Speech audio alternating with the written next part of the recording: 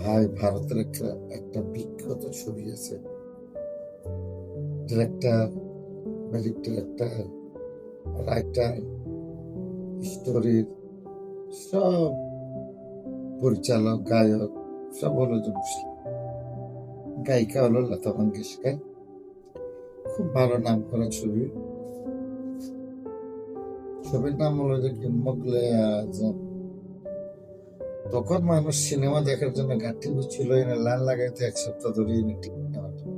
তখন কালেকশন ওইখানে পরিচালক একটা মাইকিং করলো। আগে তো মাইকে অ্যাডভার্টাইজ করতো যে সিনেমা চলতেছে।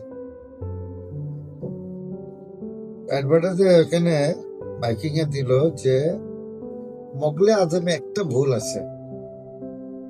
মোগলে আজম সিনেমায় একটা ভুল আছে। কোন সহৃদয়বান ব্যক্তি যদি এটাকে ধরে দিতে পারে, ওই আমলে 1,00,000 টাকা 1,00,000 টাকা পুরস্কার করা হয়েছিল। ওই আমলে পুরস্কৃত করা হবে যদি কেউ এই ভুলটা ধরে দিতে পারে।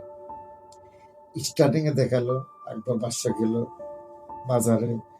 সেলিম তার সন্তানের জন্য সে আল্লাহর কাছে মাজার ফরিয়াদ করলো, আল্লাহর কাছে ফরিয়াদ করলো। তো এটা কেউ ধরে দিতে পারেনি আজ পর্যন্ত। একটা লোক ধরে দিতে পারলো, সে খুব গরিব লোক, সিনেমা দেখতো কিন্তু বেশি। সে ধরার পরে সে 1,00,000 টাকা পুরস্কৃত হলো।